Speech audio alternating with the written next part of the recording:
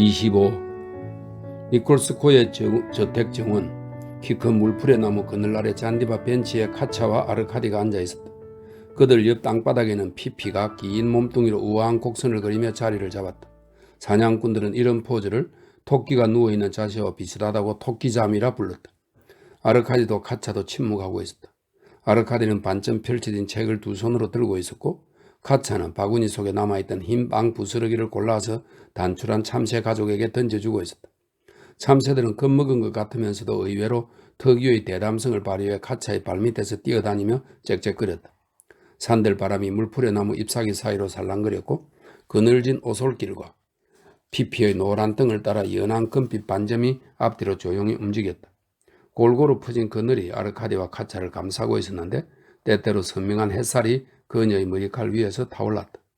그들은 둘 다 말이 없었다. 그러나 말없이 나란히 앉아있는 그들의 모습 속에는 신뢰에 찬 친근함이 엿보였다. 어느 쪽도 옆에 있는 사람을 신경 쓰지 않는 것 같았지만 속으로는 서로 가까이 있는 것을 은근히 기뻐했다. 그들의 얼굴도 우리가 마지막으로 본 이후로 변해 있었다.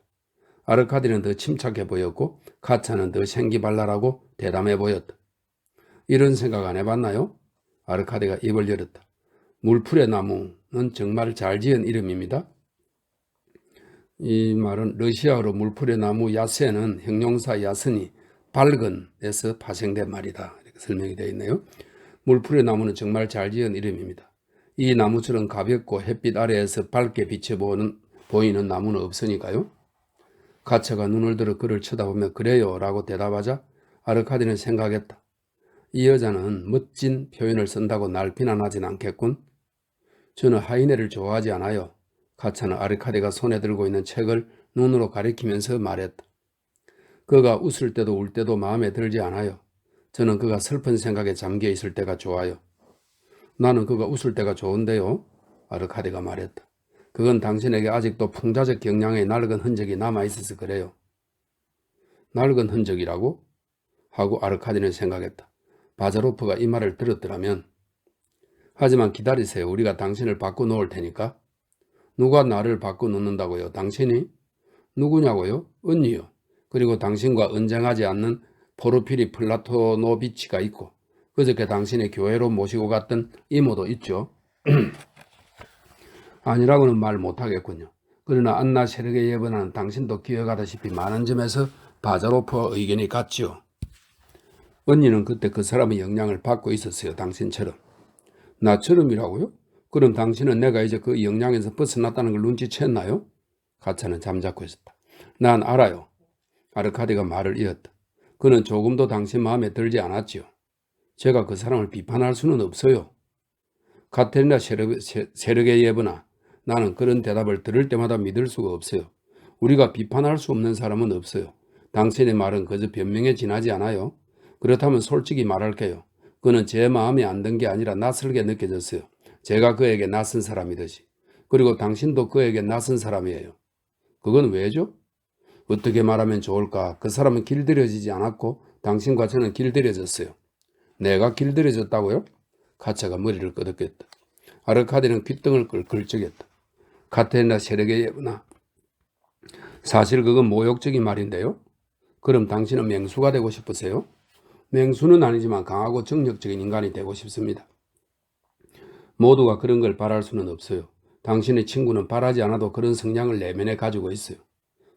당신은 그것 때문에 내가 안나 세르게예브나에게 큰 영향을 미쳤다고 생각하나요? 그래요. 그러나 누구도 언니를 오랫동안 지배할 수는 없어요. 가차는 나지막한 목소리로 말했다. 왜 그렇게 생각하죠? 언니는 자존심이 아주 강해요. 아니, 자존심이라는 말은 정확하지 않아요. 언니는 자기의 독립성을 아주 소중히 여겨요. 그걸 소중히 여기지 않는 사람이 있나요? 아르카디는 이렇게 물었지만 그의 머릿속에 그런 게 무슨 소용이야? 라는 생각이 문득 떠올랐다. 동시에 카차의 머릿속에도 똑같은 생각이 떠올랐다. 사이좋게 만나는 젊은이들은 언제나 같은 생각을 하기 마련이다. 아르카디는 미소를 짓고 카차 쪽으로 살짝 다가앉으며 속삭이듯이 말했다. 솔직히 말해봐요. 당신은 그녀가 좀 무섭지요? 누구요? 그녀 말입니다. 아르카디가 의미심장하게 되뇌었다. 그럼 당신은요? 이번엔 카차가 물었다. 나도 그래요. 나도 그렇다 말입니다. 가차는 손가락으로 그를 위협하는 신용을 했다. 이상하네요. 그녀가 입을 열었다. 이번처럼 언니가 당신에게 호감을 가진 적은 없어요. 처음 방문했을 때보다 훨씬 더 호의적이에요. 그래요. 그걸 눈치채지 못하셨나요? 기쁘지 않으세요? 아르카디는 생각에 잠겼다. 어떻게 내가 안나 세르게 예브나의 호감을 살 수 있었을까요? 당신 어머니의 편지를 가져왔기 때문인가요? 그것도 그렇지만 다른 이유도 있어요. 그러나 그건 말하지 않겠어요. 왜요? 말하지 않겠어요. 아, 난 알아요. 당신은 참 고집이 세지요. 네, 고집불통이죠. 그리고 관찰력도 뛰어나고요. 카차는 아르카디를 힐끗 쳐다보았다. 그럴지도 모르죠. 그래서 화나셨어요? 무슨 생각을 하세요? 당신 안에 있는 그 관찰력이 어디서 왔나 생각하고 있습니다. 당신은 아주 겁이 많고 의심이 많고 모든 사람을 멀리하는데 저는 오랫동안 혼자 지내왔어요. 그러다 보니 부득이 생각이 많아졌죠. 그러나 정말로 제가 모든 사람을 멀리한다고 생각하세요? 아르카디는 카차에게 감사의 시선을 보냈다. 어쨌든 좋아요. 그는 말을 이었다. 그러나 당신 같은 위치에 있는 사람들, 말하자면 당신처럼 재산을 가진 사람들 중에는 그런 재능을 가진 사람들이 별로 없지요. 그런 사람들은 황제처럼 진리에 도달하기가 힘들어요. 그러나 저는 부자가 아닌걸요. 아르카디는 깜짝 놀랐고 그녀의 말을 금방 이해하지 못했다. 그러나 곧 그렇지, 영지는 모두 언니의 것이지 라는 생각이 그의 머리에 떠올랐다. 하지만 이런 생각이 불쾌하지는 않았다. 당신은 정말 말씀을 잘했습니다. 그가 말했다. 뭐라고요? 말씀을 잘했다고요. 솔직하게 부끄러워하지 않고 그렇다고 과장하지도 않고요. 말이 나온 김에 하는 말이지만 나는 자기가 가난하다는 것을 의식하고 말하는 사람의 감정에는 무언가 특별한 것, 일종의 허세 같은 것이 있다고 생각합니다. 저는 언니 덕분에 그런 감정을 전혀 느껴보지 못했어요. 재산에 관한 것은 말을 하다 보니 생각이 나서요. 그렇겠죠. 그러나 솔직히 말해보세요. 당신 마음속에도 방금 내가 말한 허세가 조금은 있겠죠? 어떤 면에서요? 예컨대 당신은 이렇게 묻는 것을 용서하십시오. 당신은 부자에게 시집가려고는 하지 않겠죠? 제가 그 사람을 몹시 사랑한다면 아니에요. 그래도 못할 것 같아요. 아, 그것 보십시오. 아르카디는 소리치고 나서 잠시 후 덧붙였다. 왜 그 사람에게 시집가지 않겠다는 거죠? 어울리지 않는 연인들에 대한 노래도 있잖아요. 아마도 당신은 누군가를 지배하고 싶거나 아니요. 무엇 때문에 그러겠어요. 반대로 저는 기꺼이 순종하겠어요. 다만 불평등만은 곤란해요. 스스로를 존중하며 순종하는 것. 저는 이것이 행복이라고 생각해요. 그러나 종속적인 삶은 아니 그건 지금까지로도 충분해요. 지금까지로도 충분하다고요? 아르카디가 카차의 말을 되뇌었다. 그래요. 그렇지요. 그는 말을 이었다. 당신도 역시 안나 세르게 예브나와 한 핏줄입니다. 언니처럼 독립적이죠. 그러나 드러내지 않을 뿐이죠. 확신컨대 당신은 무슨 일이 있어도 먼저 자신의 감정을 말하지 않을 겁니다. 그것이 아무리 강하고 신성한 감정이라도 해도. 달리 도리가 없잖아요. 카차가 물었다. 당신들은 똑같이 현명합니다. 당신도 언니 못지않게 강한 성격을 갖고 있어요. 제발 저를 언니와 비교하지 마세요. 카차가 서둘러 그의 말을 막았다. 그건 제게 매우 불리해요. 당신은 언니가 얼마나 미인이고 얼마나 현명한지 잊은 것 같군요. 특히 아르카디 니콜라예비치. 당신은 그런 말을 하면 안 돼요. 더구나 그렇게 진지한 얼굴을 하고서. 그게 무슨 말입니까? 특히 당신이라뇨? 내가 농담이라도 한다고 생각하나요? 물론이죠. 당신은 농담을 하고 있어요. 그렇게 생각하세요? 그러나 내가 나의 말에 확신을 갖고 있다면 어떻게 하시겠습니까? 그리고 내가 아직도 충분하게 표현하지 못했다고 생각한다면요? 무슨 말인지 이해할 수 없군요. 그래요? 그렇다면 내가 당신의 관찰력을 너무 과대평가했군요. 뭐라고요? 아르카디는 아무 대답도 하지 않고 얼굴을 돌렸다. 카차는 바구니에서 빵 부스러기를 찾아내 참새들에게 던지기 시작했다. 그러나 팔을 너무 세게 휘두르는 바람에 참새들이 빵 부스러기를 쪼기는 그냥 멀리 날아가 버렸다. 카테리나 세르게 예브나, 아르카디가 다시 입을 열었다. 아마 당신은 신경도 쓰지 않겠지만 이것만은 알아주세요. 나는 당신의 언니뿐만 아니라 세상의 그 누구하고도 바꾸지 않겠습니다. 아르카디는 자기 입에서 불쑥 튀어나온 말에 놀라기라도 한 듯 자리에서 일어나 재빨리 그곳을 떠났다. 카차는 바구니와 함께 두 손을 무릎 위에 떨어뜨리고 고개를 약간 숙인 채 오랫동안 아르카디의 뒷모습을 바라보았다. 그녀의 뺨에는 보일락 말락 홍조가 떠올랐다.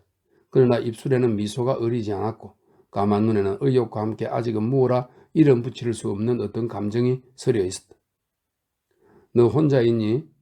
안나 세르게 예번아의 목소리가 옆쪽으로 들려왔다. 아르카디와 함께 정원으로 나가는 것 같더니 가차는 천천히 언니 쪽으로 눈길을 돌리며 안나 세르게 예번아는 우아하고 세련된 복장을 하고 오솔길에 서서 활짝 편 양상 끝으로 피피의 귀를 건드리고 있었다. 이런 설명이 있고 언니 쪽으로 눈길을 돌리며 천천히 말했다. 혼자 있어요. 그건 알겠어. 그녀가 웃으면서 대답했다. 그럼 그는 자기 방으로 가버렸니? 예. 같이 책을 읽었니? 예. 안나 세르게 예번아는 카차의 턱을 살짝 잡고 얼굴을 들어올렸다. 싸움을 한 건 아니지? 아니요. 카차는 언니의 손을 가만히 물리쳤다. 어쩜 대답이 이렇게 엄숙하니? 여기서 그를 만나면 같이 산책이나 하자고 청할까 했는데 그가 늘 같이 산책하자고 했었거든? 시내에서 네 구두를 가져왔는데 가서 신어보렴. 너가 신고 다니던 구두가 다 헤어진 것을 어제야 알았어. 너는 그런데 너무 관심이 없어. 그렇게 예쁜 발을 갖고 있으면서 좀 크긴 하지만 손도 아름답고. 그러니 그 발을 잘 이용해야지. 너는 애교가 없어. 안나 세르게 예번아는 아름다운 드레스를 가볍게 사각거리며 오솔길을 따라 걸어갔다. 카차도 벤치에서 일어나 하인의 시집을 들고는 역시 그 자리를 떴다. 예쁜 발. 햇빛에 뜨겁게 달아오른 테라스의 돌계단을 천천히 사뿐사뿐 올라가면서 그녀는 생각했다. 예쁜 발이라고 했지? 그래. 그는 이 예쁜 발밑에 무릎을 꿇게 될 거야. 그러나 그녀는 곧 자신의 생각에 부끄러움을 느끼고 재빨리 계단을 뛰어 올라갔다. 아르카디는 복도를 따라 자기 방으로 가는 길이었다. 그때 집사가 뒤쫓아와서 바자로프 씨가 방에 와 있다고 알려주었다. 예브게니가? 아르카디는 흠칫 놀라면서 웅얼거렸다. 그 사람이 온 지 오래됐어? 방금 오셨습니다. 안나 세르게 예번아께는 알리지 말고 곧장 당신 방으로 안내하라고 하셨습니다. 집에 무슨 안 좋은 일이 생긴 건 아닐까? 이렇게 생각한 아르카디는 서둘러 계단을 뛰어올라 냅다 방문을 열었지만 바자로프의 표정을 보고 곧 안심했다. 그러나 좀 더 세상을 많이 경험한 관찰자의 눈이었다면 전과 다름없이 정열적이지만 수척해진 그 예기치 않은 손님의 모습에서 내적인 동료의 징후를 발견할 수 있었을 것이다. 바자로프는 먼지 투성인 외투를 어깨에 걸치고 머리에 태가 없는 모자를 쓴 채 창문틀에 앉아 있었다. 아르카디가 떠들썩하게 환성을 지르며 달리가 목을 껴안았는데도 바자로프는 일어나지 않았다. 이것 뜻밖인데? 그래, 무슨 바람이 불어서 여길 온 거야? 자신이 기쁘다고 스스로 생각하고 그 기쁜 모습을 남에게도 보이고 싶어 하는 사람처럼 아르카디는 부산하게 방안을 돌아다니며 말했다. 우리 집은 별일 없이 모두들 건강하겠지? 집안에 별일은 없지만 모두가 건강하지는 않아. 바자로프가 말했다. 수다만 떨지 말고 크바스나 좀 가져오라고 이러게. 크바스는 호밀, 보리와 엿기름으로 만든 러시아의 음료입니다. 크바스나 좀 가져오라고 이러게. 그리고 자리에 앉아서 간결하지만 꽤 인상적인 내 보고를 듣기는. 아르카디가 잠잠해지자 바자로프는 그에게 파벨 페트로비치와 결투했던 이야기를 해주었다. 아르카디는 무척 놀랍고 슬프기까지 했지만 그것을 겉으로 드러낼 필요는 없다고 생각했다. 그는 큰아버지의 상처가 정말로 위험하지 않은지 묻기만 했다. 의학적인 면을 제외한 모든 면에서 상처가 매우 흥미롭다는 대답을 듣고서 아르카디는 억지 웃음을 지어 보였다. 그는 끔찍하기도 하고 왠지 부끄럽기도 한 기분이었다. 바자로프가 그의 마음을 알아챈 듯했다. 이보게, 그는 말했다. 봉건주의자들과 함께 산다는 건 바로 이런 거야. 자신도 봉건주의자가 돼서 기사들의 무술 경기에 참가하게 되지. 어쨌든 그래서 나는 부모님에게 가기로 결심했네. 바자로프는 이렇게 말을 맺었다. 만약 내가 쓸데없는 거짓말을 어리석은 짓이라고 생각하지 않았다면 나는 이 모든 내용을 전달하려고 집에 가는 길에 여기에 들렀다고 말했을 거야. 아니, 내가 여기 들른 진짜 이유는 나도 정말 모르겠어. 사람이라면 이따금 자기 앞머리를 부여잡고 밭두렁에서 물을 뽑아내듯이 자신을 뽑아내는 것도 유익한 일이야.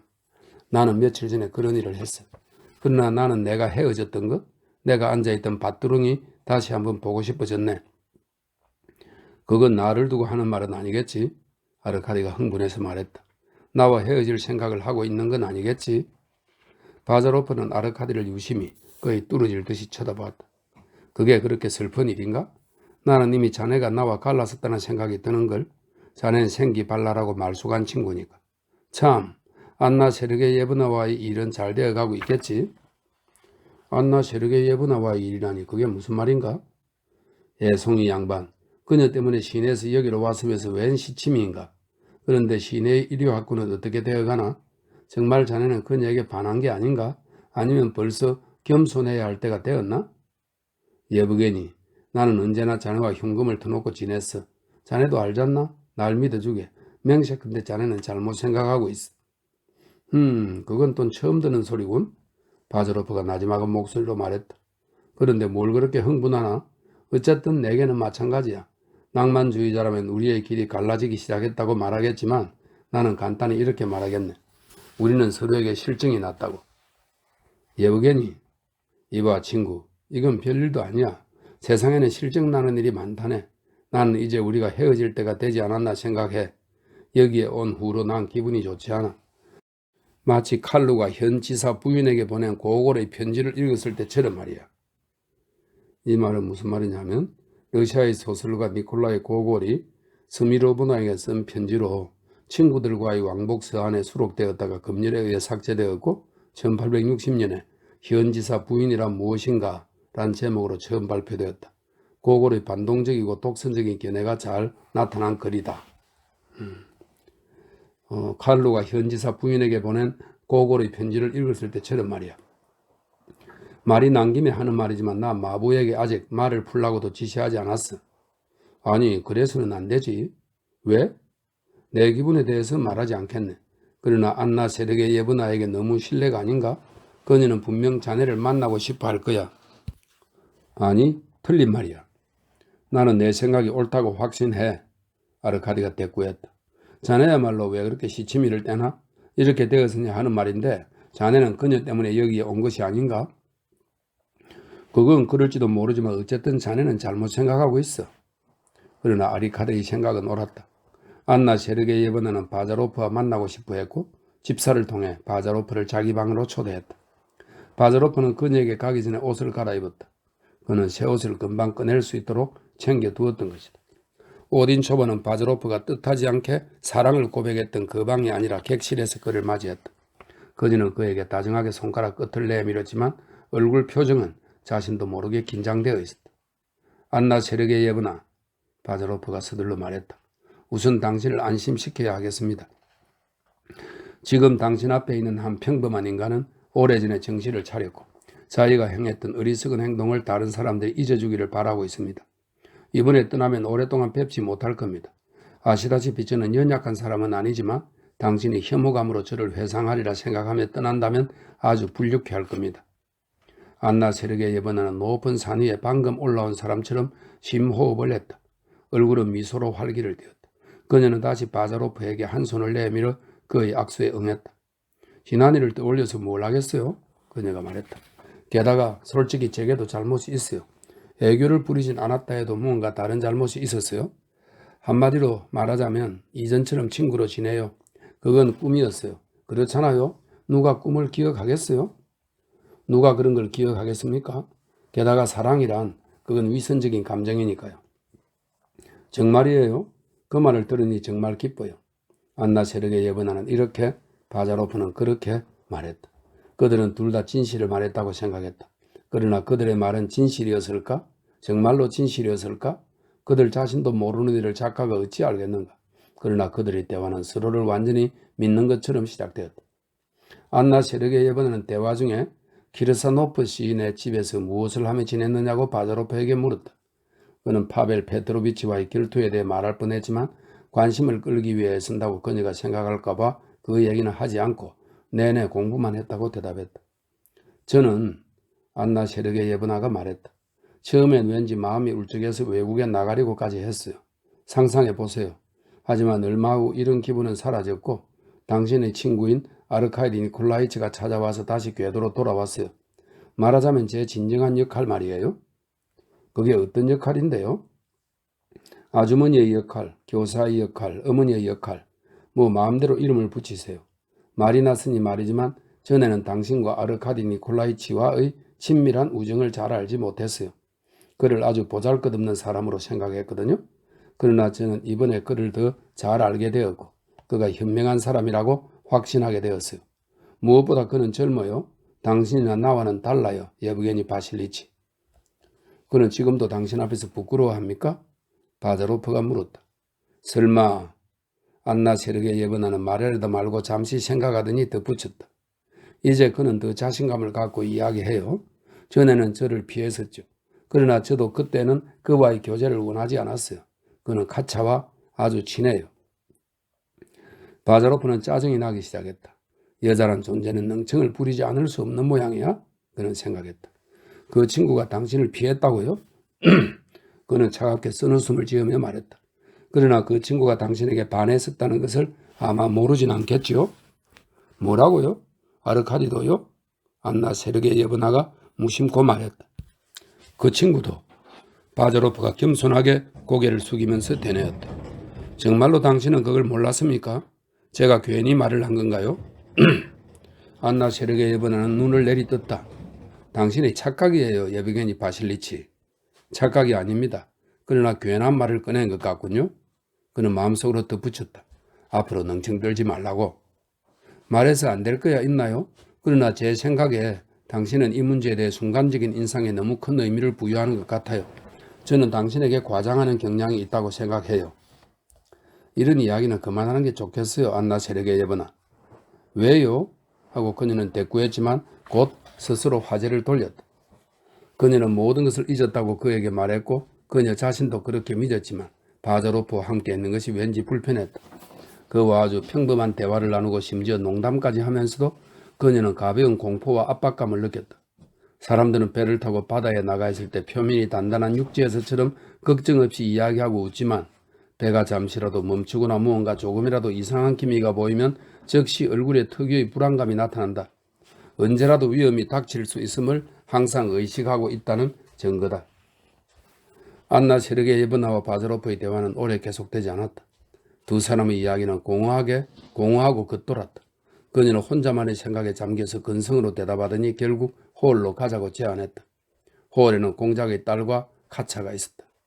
아르카디 니콜라이치는 어디 있지? 여주인이 물었다. 벌써 1시간 이상 그가 보이지 않는다는 대답을 듣고 그녀는 아르카디를 찾으러 사람을 보냈다. 그러나 쉽게 그를 찾을 수는 없었다. 그는 정원의 가장 어색한 곳에서 깍지 낀 손 위에 턱을 괜 채 생각에 잠겨 있었다. 심각하고 중대한 일에 관한 생각이었으나 슬픈 것은 아니었다. 그는 안나 세르게예브나가 바자로프와 단둘이 있는 것을 알았지만 예전처럼 질투를 느끼지 않았다. 오히려 그의 얼굴은 조용히 빛났다. 그는 무언가에 놀라기도 하고 기뻐하기도 하면서 무언가를 결심한 것 같았다. 26. 고 오딘초프는 새로운 것을 좋아하지는 않았지만 일종의 고상한 취미로서의 놀이는 허용했다. 그래서 자기 집 정원의 온실과 연못 사이에 벽돌을 쌓아 그리스식 회랑과 비슷한 건축물을 만들었다.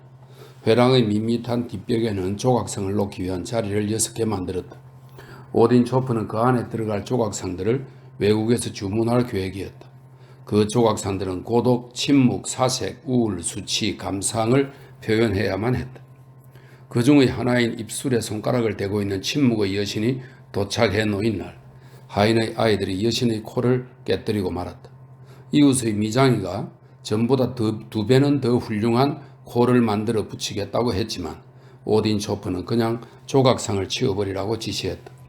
그래서 침묵의 여신은 탈곡장의 한쪽 구석에 처박힌 채 안악들의 마음에 미신적인 공포를 불러일으키면서 오랫동안 그 자리에 서 있었다.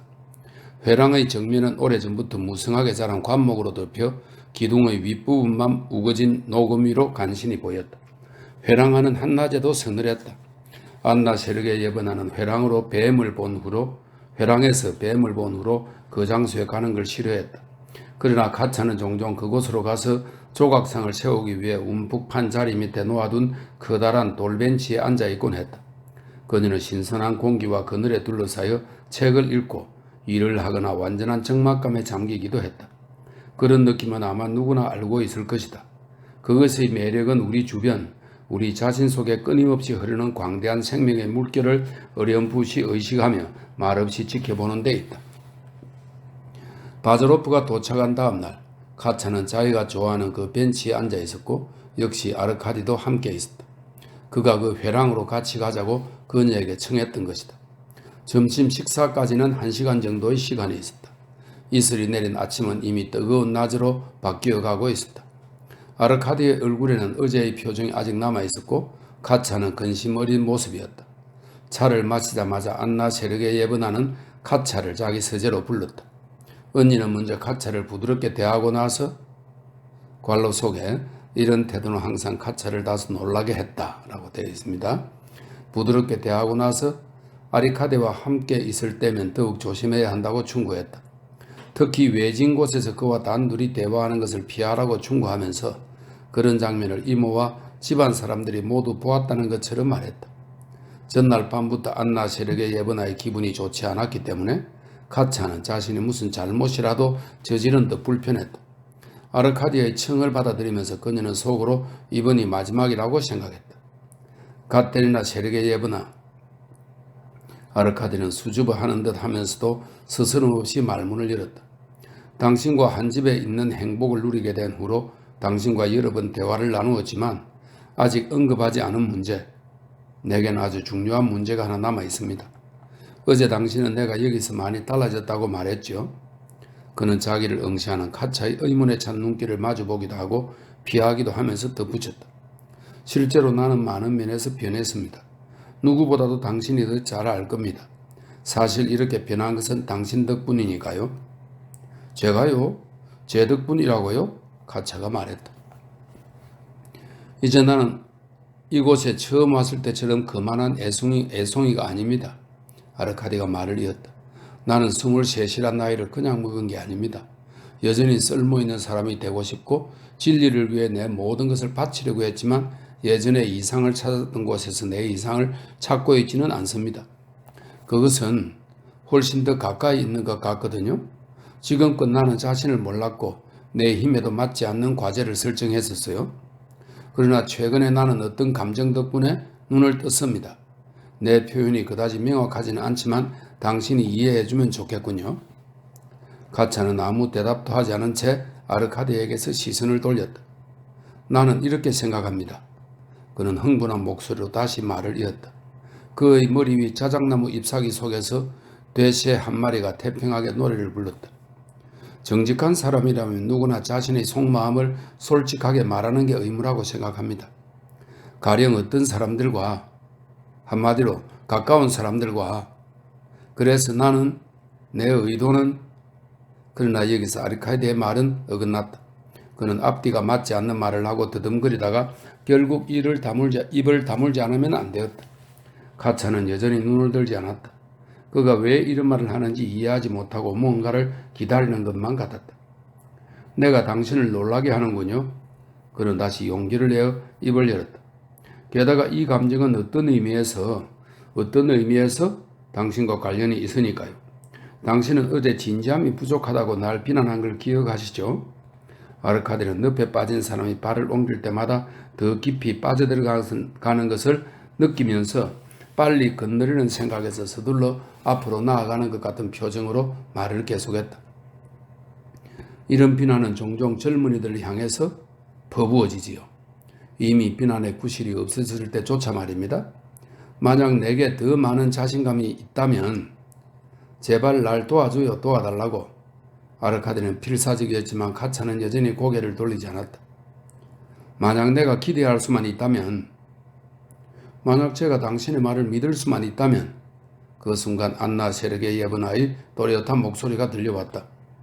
아르카디는 입을 다물었고 가차는 얼굴이 창백해졌다.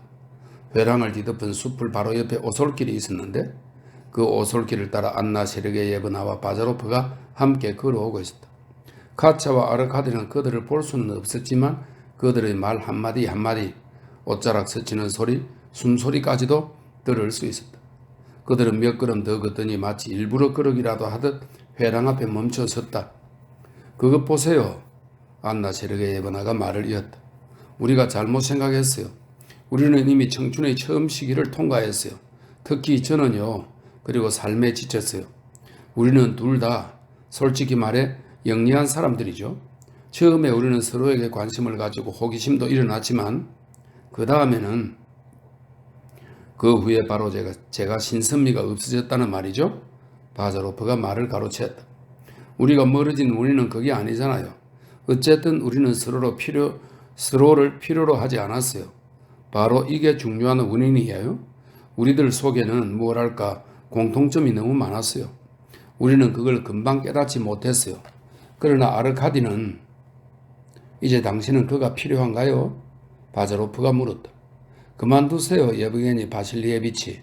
당신은 그가 제게 무관심하지 않다고 말했고 제가 봐도 그는 저를 마음에 들어하는 것 같았어요. 하지만 저는 그의 아주머니 노릇이나 할 수 있을걸요.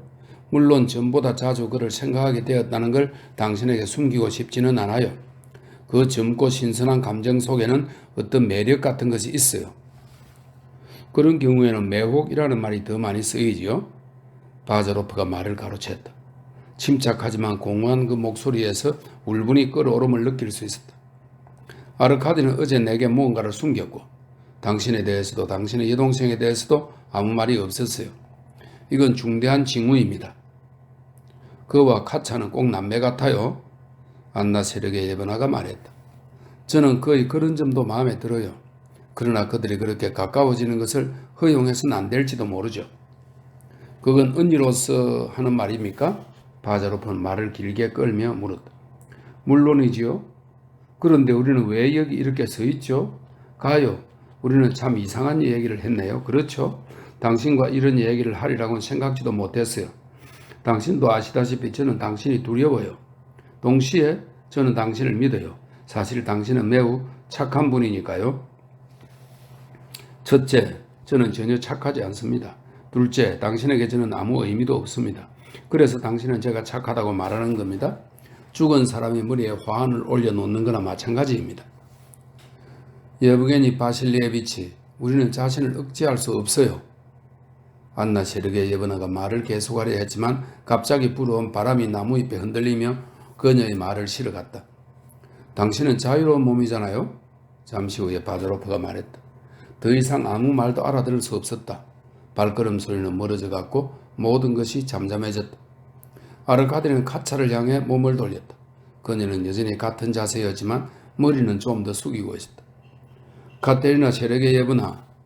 아르카디는 두 손을 꽉 움켜쥐고 떨리는 목소리로 말했다.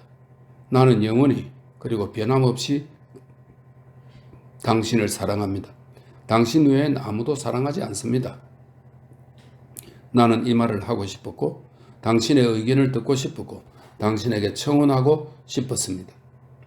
나는 부자는 아니지만 어떤 희생이라도 할 준비가 되어 있으니까요. 왜 대답이 없습니까? 당신은 날 믿지 않나요? 내가 경솔하게 말한다고 생각하나요? 요 며칠 동안을 생각해 보세요. 오래전에 다른 모든 것은 흔적도 없이 사라졌다는 걸 당신은 진정 믿지 못하겠습니까? 날 좀 보세요. 그리고 한마디만 해주세요. 나는 당신을 사랑합니다. 당신을 사랑해요. 날 믿어줘요. 카차는 엄숙하고 맑은 눈으로 아르카디를 쳐다보았다. 그러고는 한참 생각하고 난 후 보일락 말락 미소를 띠며 입을 열었다. 예. 아르카디는 벤치에서 벌떡 일어났다. 예라고요? 당신은 예라고 말했죠? 카테리나 세르게 예브나. 그 말은 무슨 의미인가요? 내가 당신을 사랑한다는 것을 믿는다는 말인지 아니면 나는 감히 더 말을 못하겠습니다. 예, 카차가 되뇌었다. 이번에는 아르카디도 그녀의 말뜻을 이해했다. 그는 기쁨에 넘쳐 숨을 헐떡이며 카차의 크고 아름다운 두 손을 덥석 쥐고 자기 가슴에 꼭 가져다 댔다. 그는 간신히 발을 딛고 서서 그저 카차 하고 되뇌었다. 그녀는 왠지 순진하게 울음을 터뜨렸고 조용히 미소 지었다. 사랑하는 사람의 눈에서 이런 눈물을 보지 못한 사람은 감사와 부끄러움으로 숨이 넘어갈 듯 할 때 이 세상에서 얼마나 행복해질 수 있는지 아직 경험하지 못한 사람이다. 이튿날 아침 일찍 안나 세르게 예번아는 바자로프를 자기 서재로 불러오도록 사람을 보냈다. 그녀는 억지로 웃음을 지으며 접힌 편지 한 장을 그에게 건넸다. 그녀의 여동생에게 청혼하는 내용을 담은 아르카디의 편지였다. 바자로프는 재빨리 편지를 훑어보았다. 그러고는 순식간에 차오르는 심술궂은 감정을 내보이지 않으려고 가까스로 자신을 억제했다. 그것 보세요. 바자로프가 말했다. 당신은 바로 어제 아르카디와 카테리나 세르게 예브나가 남매처럼 사랑하는 것 같다고 말했었죠? 이제 어떻게 할 작정입니까? 당신 제게 어떤 충고를 해 주시겠어요? 안나 세르게 예브나는 여전히 웃음을 띤 채 물었다. 글쎄요. 제 생각으로는 그녀와 마찬가지로 바자로프 역시 조금도 유쾌하지 않았고 웃고 싶지도 않았지만 웃음을 띠며 말했다. 두 젊은이를 축복해야 한다고 생각합니다. 모든 면에서 잘 어울리는 한 쌍이니까요. 키스라노프는 상당한 재산가이고 아르카디는 외아들입니다. 그의 아버지도 호인이니 이 결혼을 반대하지 않을 겁니다. 오딘 초반은 잠시 방안을 서성했다. 얼굴이 불그락푸르락 했다. 그렇게 생각하세요? 그녀가 말했다. 그래요. 저도 별 문제는 없다고 생각해요. 카차를 위해서도 아르카디 니콜라예비치를 위해서도 기뻐요. 물론 그의 아버지의 대답을 기다려야죠. 저는 그를 그의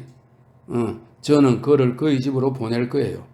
이렇게 되고 보니 어제 제가 우리는 이미 늙은 사람이라고 말한 건 정말 옳았어요.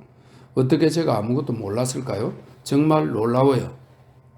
안나 세르게 예번에는 다시 웃기 시작했으나 곧 얼굴을 돌렸다.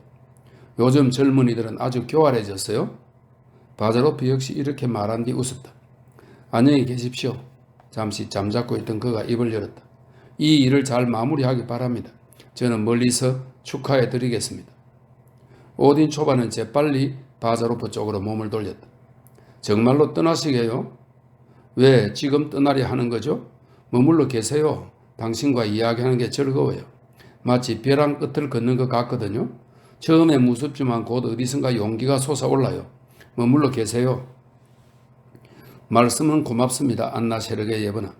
말재주에 대한 찬사도 고맙고요. 그러나 너무 오랫동안 나와 인연이 없는 세상을 돌아다닌 것 같아요. 날치는 얼마 동안 공중에 떠 있을 수 있지만 곧 물속으로 떨어질 수밖에 없지요. 다시 나의 세계로 돌아갈 수 있도록 허락해 주십시오. 오딘 초반은 바자로프를 쳐다보았다. 그의 창백한 얼굴이 쓰디쓴 웃음으로 일그러져 있었다. 이 남자는 날 사랑했어. 그녀는 생각했다. 연민을 느낀 그녀는 동정어린 마음으로 그에게 한 손을 내밀었다. 그러나 바자로프도 그녀의 마음을 알아차렸다. 아닙니다. 그는 한 걸음 뒤로 물러섰다. 저는 가난한 사람이지만 지금껏 남의 동정을 받지는 않았습니다. 안녕히 계십시오. 그리고 건강하세요. 이것이 우리의 마지막 만남은 아니라고 확신해요. 안나 세르게 예번하는 저도 모르게 몸을 움츠리며 말했다. 이 세상에 무슨 일인들 없겠습니까? 바자로프는 이렇게 대답하고 나서 머리 숙여 인사하고는 밖으로 나갔다. 그래, 자네는 보금자리를 만들 생각이란 말이지? 그날 바자로프는 쪼그리고 앉아 트렁크의 짐을 꾸리며 아르카디에게 말했다. 뭐 잘된 일이네. 그러나 그렇게 능증을 뜰 필요는 없지 않았나? 난 자네에게 전혀 다른 행동을 기대했었네. 자네도 이 일로 당황하지 않았나? 자네와 헤어질 때만 해도 이렇게 될 줄은 꿈에도 생각지 못했네. 아르카디가 대답했다. 그런데 자네야말로 왜 능청을 떨며 잘된 일이라고 말하나? 마치 내가 자네의 결혼관을 모르기라도 하는 것처럼 말이야. 예복의 친구, 바자로프가 말했다. 무슨 말을 그렇게 하나? 지금 내가 하고 있는 일을 보게 트렁크에 빈자리가 생겨서 거기에 근초를 넣고 있지 않나? 우리 인생의 트렁크도 이와 마찬가지야. 빈자리가 없도록 그저 뭐든지 채워 넣어야 해. 화내지 말게. 내가 카테리나 세르게 예브나를 평소에 어떻게 생각하는지 자네도 알고 있겠지? 세상에는 그저 영리하게 한숨을 쉬는 것만으로 똑똑하다는 평판을 넣는 아가씨도 있지만 카차는 자신의 입장을 지키고 그렇게 해서 자네를 금방 손에 넣고 말 거야. 하기야 그래야만 하지. 바자로프는 트렁크 뚜껑을 탁 닫고 바닥에서 일어났다. 이제 헤어지면서 다시 한마디 하겠네. 스스로를 속일 필요는 없으니까. 우리는 영원히 헤어지려고 하네. 자네 역시 느낄 테지. 자네는 현명하게 행동했어. 고되고 처량한 호라비 생활은 자네에게 맞지 않아. 자네에겐 과감함이나 독한 마음이 없고 젊은 용기와 혈기만 있을 뿐이야. 그런 것은 우리의 사업에 쓸모가 없어. 자네 같은 귀족은 고상한 겸손이나 고상한 흥분에서 한 걸음도 더 나아갈 수 없어. 다 시시한 것들인데 말이야. 자네 같은 사람들은 싸움을 하지 않으면서 스스로를 훌륭한 인간이라고 생각하지. 그러나 우리는 싸우고 싶어. 그럼 어떻게 되겠나? 우리의 먼지가 자네들 눈에 들어가고 우리의 지늙은 자네들의 옷을 더럽힐 거야. 자네들은 우리를 따라오려면 아직 멀었네. 자네들은 스스로에게 도취되어 자책하는 걸 즐거워하지. 그러나 우린 그게 지겨워. 우리에겐 꽤 부시야만 하는 다른 사람들이 필요해. 자네는 훌륭한 젊은이지만 나약하고 자유주의적인 도련님에 불과해. 우리 아버지의 말을 빌리자면 그게 전부야. 나와 영영 헤어질 생각인가 예보겠니? 아르카디는 슬픈 목소리로 말했다. 그래, 날 위해 달리 해줄 말은 없나? 바자로프는 뒤통수를 긁었다. 있지, 아르카디. 다른 할 말이 있지만 하지 않겠네. 그건 낭만주의니까. 즉 감상에 적게 된다는 말이지. 빨리 결혼해서 보금자리를 만들고 자식을 많이 낳게나? 아마 우리와는 달리 좋은 때에 태어나니까 현명한 사람이 될 거야. 이런 말이 준비된 것 같군. 가야겠네. 다른 사람들과는 작별 인사를 했어. 어때? 한번 껴안아 볼까? 아르카디는 과거의 스승이자 친구인 바자로프의 목을 끌어안았다. 그의 눈에서 눈물이 왈칵 쏟아져 내렸다. 이게 바로 젊음이지. 바자로프는 조용히 말했다. 나는 카테리나 세르게 예브나에게 기대를 걸고 있네. 두고 보게. 그녀는 자네를 잘 위로해 줄 거야. 잘 있게 친구. 마차에 올라탄 바자로프가 아르카디에게 말했다. 그리고 마구간 지붕 위에 나란히 앉은 갈가마기 한 쌍을 가리키며 덧붙여 말했다.